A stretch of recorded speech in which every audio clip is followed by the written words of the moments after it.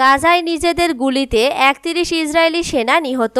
গাজায় চলমান অভিযোগে নিজেদের মধ্যে ভুলবশত ছোড়া গুলিতে ফ্রেন্ডলি ফায়ার ইসরায়েলের অন্তত ৩১ সেনা নিহত হয়েছেন। শুক্রবার ইসরায়েলি আর্মি রেডিওর এক প্রতিবেদনে এ তথ্য জানানো হয়। প্রতিবেদনে বলা হয়েছে ২০২৩ সালের অক্টোবর মাসে গাজায় স্থল অভিযান শুরু করার পর থেকে এ পর্যন্ত ৪৪০ ইসরায়েলি সেনা নিহত হয়েছেন। তাদের মধ্যে ৭২ জন অভিযান পরিচালনা সংক্রান্ত দুর্ঘটনায় নিহত হন, যা মোট মৃত্যুর প্রায় ১৬%। এছাড়া সেনাদের মধ্যে ৩১ জন নিজেদের মধ্যে ভুলবশত ছোড়া গুলিতে, ২৩ জন গোলাবারুদ সংশ্লিষ্ট দুর্ঘটনায়, ৭ জন সাজোয়া যানের চাকায় পিষ্ট হয়ে ও ৬ জন অজ্ঞাত গুলিবর্ষণের ঘটনায় নিহত হন। ইসরায়েলের সামরিক বাহিনীর দেওয়া তথ্যানুযায়ী ২০২৩ সালের ৭ অক্টোবর গাজা যুদ্ধ শুরু হওয়ার পর এ সংঘাতে এখন পর্যন্ত ইসরায়েলি ৮৮২ সেনা নিহত, স্থল অভিযানে নিহত ৪৪০ সেনা সহ ও ৬০৩২ সেনা আহত হয়েছেন। ইসরায়েলি আর্মি রেডিওর খবরে আরো বলা হয়, গত ১৮ মার্চ ইসরায়েল গাজায় সামরিক অভিযান আবার শুরু করার পর এখন পর্যন্ত সেখানে ইসরায়েলি ৩২ সেনা নিহত হয়েছেন। এর মধ্যে শুধু ২ জন অভিযান পরিচালনা সংশ্লিষ্ট দুর্ঘটনায় নিহত হয়েছেন। এদিকে ইসরায়েলের দখলকৃত ফিলিস্তিনি ভূখণ্ড পশ্চিম তীরে স্যাটেলারদের আক্রমণ বেড়েছে। একই সঙ্গে ভূখণ্ডটিতে বেড়েছে স্যাটেলারদের দখলদারিত্ব। ২০২২ সালে বেনিয়ামিন নেতানিয়াহু ইসরায়েলের প্রধানমন্ত্রী হওয়ার পর দখলদারিত্ব বেড়েছে ৪০% পর্যন্ত।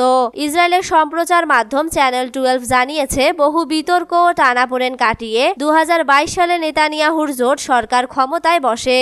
এরপর থেকেই পশ্চিম তীরে বিপুল পরিমাণে দখলদারিত্ব বেড়েছে। গণমাধ্যমটি বলছে, পশ্চিম তীরে বস্তিপূর্ণ এলাকায় ১২৮টি থেকে বেড়ে ১৭৮টিতে পৌঁছেছে, যা প্রায় ৪০% বৃদ্ধি নির্দেশ করে। একই সময়ে ফিলিস্তিনিদের বাড়িঘর ধ্বংসযজ্ঞ আগের তুলনায় বেড়েছে। গাজায় যুদ্ধবিরতির প্রস্তাবে ইতিবাচক সাড়া দিল হামাস। গাজার তুফা এলাকায় ইয়াফা স্কুলের ধ্বংসস্তূপের ওপর ছড়িয়ে আছে বালু মাটি। রাতের ইসরায়েলি হামলায় স্কুল ও আশ্রয় নেওয়া পরিবারের তাঁবুগুলো সম্পূর্ণ বিধ্বস্ত হয়েছে। গাজায় যুদ্ধবিরতি নিয়ে যুক্তরাষ্ট্রের প্রেসিডেন্ট ডোনাল্ড ট্রাম্পের যুদ্ধবিরতি প্রস্তাবে ইতিবাচক সাড়া দিয়েছে ফিলিস্তিনের স্বাধীনতাকামী গোষ্ঠী হামাস। প্রতিবেদনে জানানো হয়েছে, শুক্রবার হামাস মার্কিন মধ্যস্থতায় গাজার যুদ্ধবিরতি প্রস্তাবে ইতিবাচক জবাব দিয়েছে এবং চুক্তি বাস্তবায়নের জন্য আলোচনায় বসতে প্রস্তুত। এই চুক্তিতে জিম্মিদের মুক্তি এবং সংঘাত অবসানের বিষয়ে আলোচনার কথা রয়েছে। হামাসের এক কর্মকর্তা জানিয়েছেন, তারা কাতার ও মিশরকে তাদের জবাব দিয়েছেন এবং এটি চুক্তি অর্জনে সহায়ক হবে বলে মনে করেন। হামাস এক বিবৃতিতে জানিয়েছে, গাজায় ফিলিস্তিনি জনগণের উপর আগ্রাসন বন্ধের জন্য মধ্যস্থতাকারীদের সর্বশেষ প্রস্তাব নিয়ে তারা নিজেদের মধ্যে এবং অন্যান্য ফিলিস্তিনি দলের সঙ্গে আলোচনা সম্পন্ন করেছে। বিবৃতিতে আরো বলা হয়েছে, হামাস এই যুদ্ধবিরতি কাঠামোর ভিত্তিতে অবিলম্বে আলোচনা শুরু করতে সম্পূর্ণ প্রস্তুত। গত মঙ্গলবার মার্কিন প্রেসিডেন্ট ডোনাল্ড ট্রাম্প গাজায় ৬০ দিনের একটি চূড়ান্ত যুদ্ধবিরতি প্রস্তাব ঘোষণা করেন। তিনি জানান, ইসরায়েল ইতোমধ্যেই যুদ্ধবিরতির জন্য প্রয়োজনীয় শর্তগুলো মেনে নিয়েছে এবং এই সময়ে সংঘাতের স্থায়ী সমাধানের চেষ্টা করা হবে। যুদ্ধবিরতি নিয়ে আলোচনা চললেও গাজায় ইসরায়েলের বর্বরতা অব্যাহত রয়েছে। শুক্রবার গাজা সিটির আল সাবরা গার্লস স্কুল ও আল হুররিয়া স্কুলের ড্রোন হামলায় বেশ কয়েকজন নিহত হয়েছেন। খান ইউনুস এবং জাবালিয়াতেও অনেকে প্রাণ হারিয়েছেন। রাফায় international committee of the red cross ICRC field হাসপাতালের এক স্বাস্থ্যকর্মী গুলিবিদ্ধ হয়েছেন। রেড ক্রস জানিয়েছে, এমন ঘটনা গাজায় প্রতিদিনের বাস্তবতা। জাতিসংঘের তথ্য অনুযায়ী ইসরায়েল গাজার ৮৫% এলাকাকে সামরিক অঞ্চল ঘোষণা করেছে। শুধু মার্চের পর নতুন করে ৭,১৪,০০০ মানুষ গৃহহীন হয়েছেন। গত ৪ মাস ধরে গাজায় এক ফোঁটা জ্বালানিও প্রবেশ করেনি, যার ফলে স্বাস্থ্য ব্যবস্থা কার্যত ভেঙে পড়েছে। নাসের হাসপাতাল এখন একটি বিশাল ট্রমা ওয়ার্ডে পরিণত হয়েছে। ত্রাণ বিতরণ কেন্দ্রগুলোতেও নিরাপত্তা মিলছে না। জাতিসংঘের মানবাধিকার দপ্তর জানিয়েছে, যুক্তরাষ্ট্র ইসরায়েল সমর্থিত ত্রাণ কেন্দ্র ও ত্রাণ বহরের আশেপাশে অন্তত ৬১৩ জন নিহত হয়েছেন, যাদের অধিকাংশই শিশু ও তরুণ। ইরানের দূতাবাসে নেতানিয়াহুর অপরাধের নিন্দা জানালেন ইহুদিরা। ইরানের দূতাবাসে গিয়ে ইসরায়েলের প্রধানমন্ত্রী বেনিয়ামিন নেতানিয়াহুর অপরাধের নিন্দা জানিয়েছেন ইহুদিরা। এ সময় তারা ইরানিদের স্মরণে খাতায় স্বাক্ষর করেন। শুক্রবার ইসরায়েলি সংবাদ মাধ্যম ওয়াইনেটের এক প্রতিবেদনে এ তথ্য জানানো হয়েছে। প্রতিবেদনে বলা হয়েছে, ইহুদিদের একটি প্রতিনিধি দল সম্প্রতি লন্ডনে অবস্থিত ইরানি দূতাবাসে সফর করেছে। এ সময় তারা ইসরায়েলি হামলায় নিহত ইরানিদের স্মরণে খাতায় স্বাক্ষর সফর করেন এবং ইসরায়েলি প্রধানমন্ত্রী বেনিয়ামিন নেতানিয়াহুর অপরাধের কঠোর সমালোচনা করেন। ইরানি দূতাবাস এক বিবৃতিতে জানায়, ওই প্রতিনিধি দল ইরানি জনগণের প্রতি সহানুভূতি প্রকাশ করে এবং নেতানিয়াহু ও জায়নিজ শাসনের কর্মকাণ্ডের তীব্র নিন্দা জানায়। তারা বলেন, জায়নিজ শাসনের অপরাধ কোনো ধর্মীয় ইহুদি সমর্থন করে না। নেতানিয়াহুর আসল উদ্দেশ্য সম্পর্কে জনসাধারণের অজ্ঞতা আমাদের হতবাক করে। তার অপরাধ এবং অমানবিক কার্যক্রম কোনো ধর্মীয় নৈতিকতার সাথে সামঞ্জস্যপূর্ণ নয়। দূতাবাস ত্যাগের সময় এক ব্যক্তি তাদের ভিডিও ধারণ করে চিৎকার করে বলেন, আপনারা কেন সন্ত্রাসী ইরানি শাসনের পক্ষে দাঁড়াচ্ছেন? ইরানি ও ইহুদিদের উভয়েরই উচিত এই শাসনের বিরুদ্ধে প্রতিবাদ করা। উল্লেখ্য, গত 13 জুন ইসরায়েল ইরানে সরাসরি ও উস্কানিমূলক হামলা চালায়। এতে ইরানের উচ্চ পর্যায়ের সামরিক কর্মকর্তা, পারমাণবিক বিজ্ঞানী এবং সাধারণ নাগরিক নিহত হন। এর প্রায় এক সপ্তাহ পর যুক্তরাষ্ট্র ইরানের 3টি পরমাণু স্থাপনায় বোমা হামলা চালিয়ে যুদ্ধে প্রবেশ করে। ইরান ও আচরণকে জাতিসংঘ সনদ, আন্তর্জাতিক আইন এবং পরমাণু অস্ত্র বিস্তার রোধ চুক্তির NPT গুরুতর লঙ্ঘন বলে উল্লেখ করে আসছে। এসব হামলার জবাবে ইরানি সশস্ত্র বাহিনী ইসরায়েল অধিকৃত অঞ্চলের বিভিন্ন কৌশলগত স্থাপনায় এবং কাতারে অবস্থিত যুক্তরাষ্ট্রের আল উদেইদ সামরিক ঘাঁটিতে পাল্টা হামলা চালায়। এরপর দুই দেশের মধ্যে 24 জুন ট্রাম্প যুদ্ধবিরতির ঘোষণা দেন। মুখে মধু, অন্তরে বিষ সৌদির। ইরানের সঙ্গে সংঘাতে যুদ্ধবাজ ইসরায়েলকে সহযোগিতা করেছিল প্রতিবেশী সৌদি আরব। ইসরায়েলি সংবাদ মাধ্যম ইসরায়েল হাইওমের এক অনুসন্ধানী প্রতিবেদনে বিস্ফোরক এ তথ্য উঠে এসেছে। প্রতিবেদনে বলা হয়েছে, প্রকাশ্যে ইসরায়েলি হামলার নিন্দা জানালেও গোপনে প্রতিবেশী জর্ডান ও ইরাকে হেলিকপ্টার পাঠিয়ে তেহরানের ড্রোন ঠেকিয়েছে রিয়াদ। যদিও আনুষ্ঠানিকভাবে ইসরায়েলকে সহযোগিতার কথা এখনো স্বীকার করেনি সৌদি।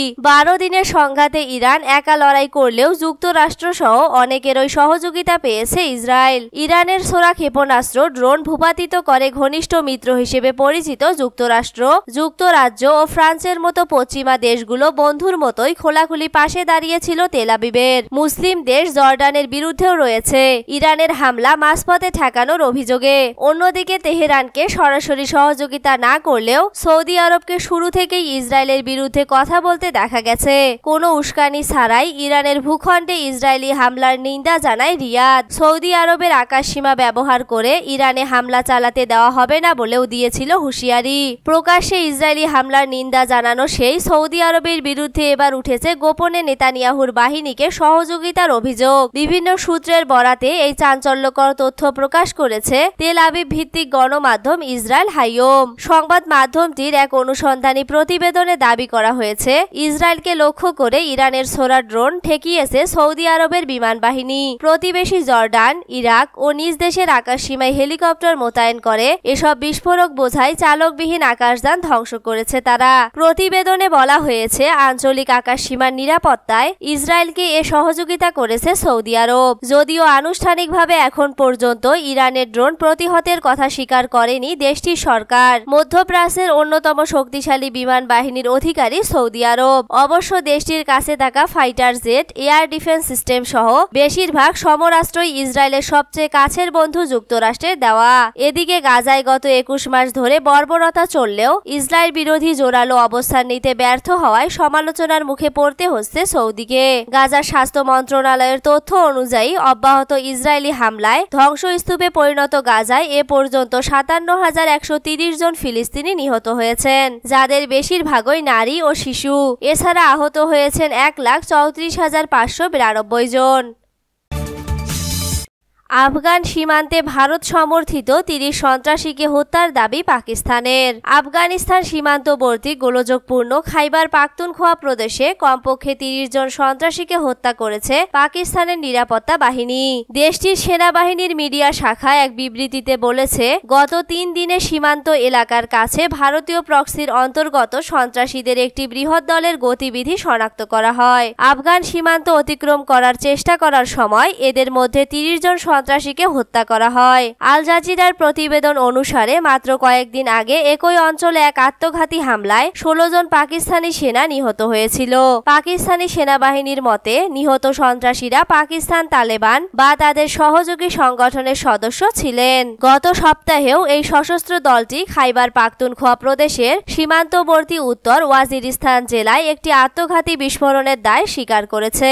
পাকিস্তানের প্রধানমন্ত্রী শেহবাজ শরীফ শুক্রবার অনুপ্রবেশ অনুপ্রবেশের প্রচেষ্টা ব্যর্থ করার জন্য তার দেশের নিরাপত্তা বাহিনীর প্রশংসা করেছেন। তিনি বলেছেন, আমরা দেশ থেকে সকল ধরনের সন্ত্রাসবাদ সম্পূর্ণরূপে নির্মূল করতে দৃঢ়প্রতিজ্ঞ।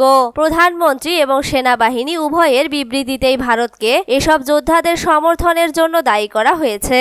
যদিও নয়াদিল্লি এখনো সর্বশেষ অভিযোগের বিষয়ে কোনো মন্তব্য করেনি। সাম্প্রতিক মাসগুলোতে পারমাণবিক শক্তিধর প্রতিবেশীদের মধ্যে উত্তেজনা বৃদ্ধির সঙ্গে সঙ্গে এই ধরনের অভিযোগও বৃদ্ধি পেয়েছে। গাজায় গণহত্যা চালাতে ক্ষুধাকে অস্ত্র হিসেবে ব্যবহার করছে ইসরায়েল। ফিলিস্তিনের অবরুদ্ধ গাজায় গণহত্যা চালানোর জন্য মানুষকে অনাহারে রাখাকে অস্ত্র হিসেবে ব্যবহার করছে ইসরায়েল। এমন মন্তব্যই করেছে যুক্তরাজ্য ভিত্তিক মানবাধিকার বিষয়ক আন্তর্জাতিক সংস্থা অ্যামনেস্টি ইন্টারন্যাশনাল। এছাড়া গাজায় শিশুদের জন্য পরিস্থিতি খুব ভয়াবহ বলেও জানিয়েছে সংস্থাটি। বৃহস্পতিবার এক প্রতিবেদনে এই তথ্য জানিয়েছে বার্তা সংস্থা আনাদলু। অ্যামনেস্টি ইন্টারন্যাশনাল বৃহস্পতিবার এক বিবৃতিতে জানিয়েছে, গাজা উপত্যকায় ইসরায়েল এখনো সাধারণ মানুষের বিরুদ্ধে ক্ষুধাকে যুদ্ধের অস্ত্র হিসেবে ব্যবহার করছে, যা ফিলিস্তিনিদের ওপর চলমান গণহত্যার অংশ। লন্ডন ভিত্তিক এই সংগঠনটি বলেছে, গাজার পরিস্থিতি এখনো ভয়াবহ, বিশেষ করে শিশুদের জন্য। টানা বোমা বর্ষণ, জোরপূর্বক বাস্তুচ্যুতি, খাদ্য, পানি ও ওষুধের সংকট সব মিলিয়ে মানবিক বিপর্যয় চরমে। অ্যামনেস্টির সেক্রেটারি জেনারেল অ্যাগনেস কালামার্ট বলেছেন, ইসরায়েল যে জীবন ধারণের মৌলিক চাহিদাগুলো ইচ্ছাকৃতভাবে ধ্বংস করছে তা আসলে শারীরিকভাবে ধ্বংস করে ফেলার এক কৌশল। তার ভাষায় এই অবস্থা গণহত্যার সংজ্ঞার মধ্যেই পড়ে। অ্যামনেস্টির প্রতিবেদনে বলা হয়েছে, সহায়তা নিতে গিয়ে শত শত ফিলিস্তিনি নিহত বা আহত হয়েছেন, কখনো ত্রাণ বিতরণ পয়েন্টে, কখনো সাহায্যের খোঁজে যাওয়ার পথেই। তাদের ভাষায়, ইসরায়েলের পরিচালিত গাজা হিউম্যানিটেরিয়ান ফাউন্ডেশন জিএইচএফ ত্রাণ ব্যবস্থা প্রকৃতপক্ষে একটি ফাঁদে পরিণত হয়েছে। ক্ষুধার্ত মানুষ সেই ফাঁদে পড়ে প্রাণ হারাচ্ছেন।